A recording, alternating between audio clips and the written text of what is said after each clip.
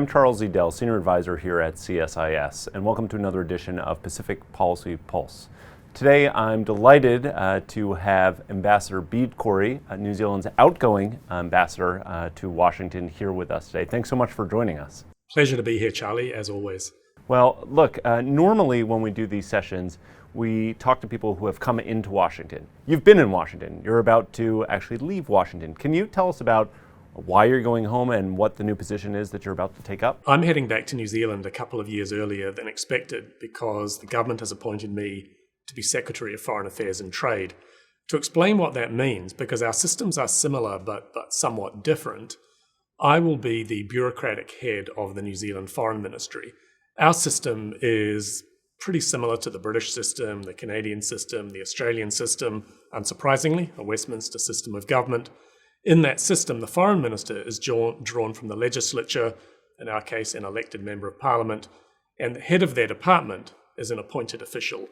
That's me, and I'll be responsible for leading an organisation which fulfills the functions of three different agencies here in Washington. Our ministry advises and executes our foreign policy, it advises on and executes our trade policy, and it advises on and delivers our development assistance, our overseas aid.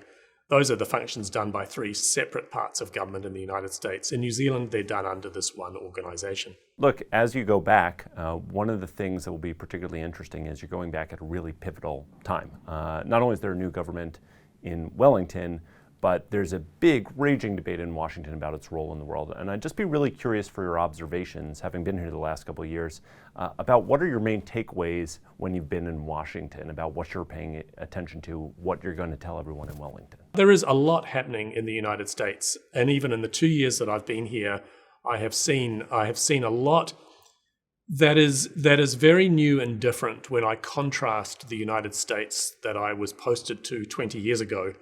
So I was here at that time, I did 4 years here, and when I contrast that period with now, I see all sorts of change. One area, though, where I see really positive change relates to the United States and the Pacific, by which I mean the Pacific Islands. Shortly after I arrived here, President Biden hosted a summit for Pacific Island leaders, and that was, I think, the kind of a highly substantive and symbolic moment which said the US is back in the Pacific Islands.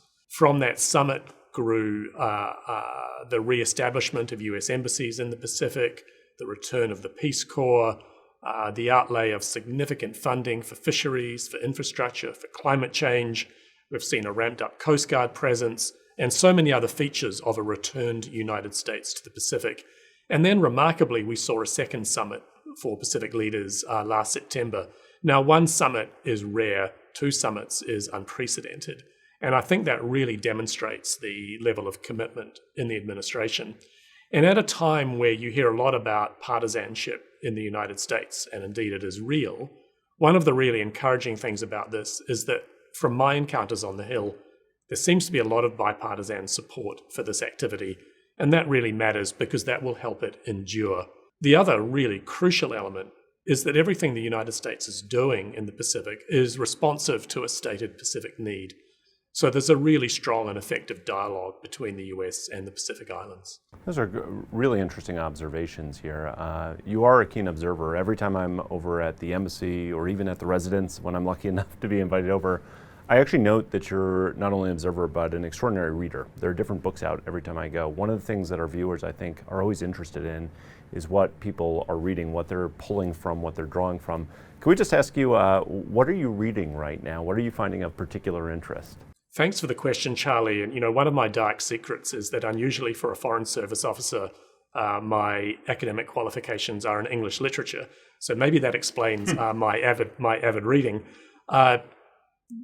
My book of the year for last year, and you know this because I've talked to you about it, is David Grann's The Wager, which is an absolutely absorbing story of a Royal Navy vessel in the middle of the 18th century. Highly recommend that one if you haven't yet picked up my reading recommendation. So that was my book of the year last year. Just today, David Sanger very generously gave me a copy of his new book, The New Cold Wars.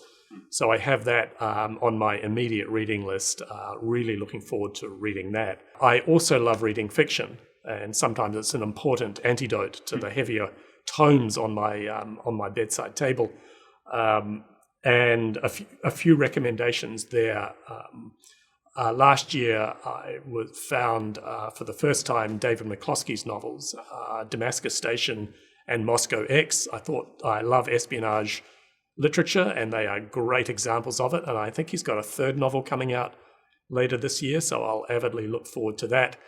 The book I'm reading right now, I'm just about to finish it, is Dennis Lehane's Small Mercies, which is a gritty crime novel, but also a novel about social observation set in Boston in the 1970s. So that's a terrific and observing book, and I'm a big fan of his novels, including Mystic River, of course, made into a great movie. Well, you and me are birds of a feather, as I always balance the foreign policy reading with as much fiction and literature as possible, because they actually are complementary. But look, as you depart, we bid you farewell, and thank you so much, and thanks for taking the time to talk with us here today. Thanks, Charlie. Always a pleasure.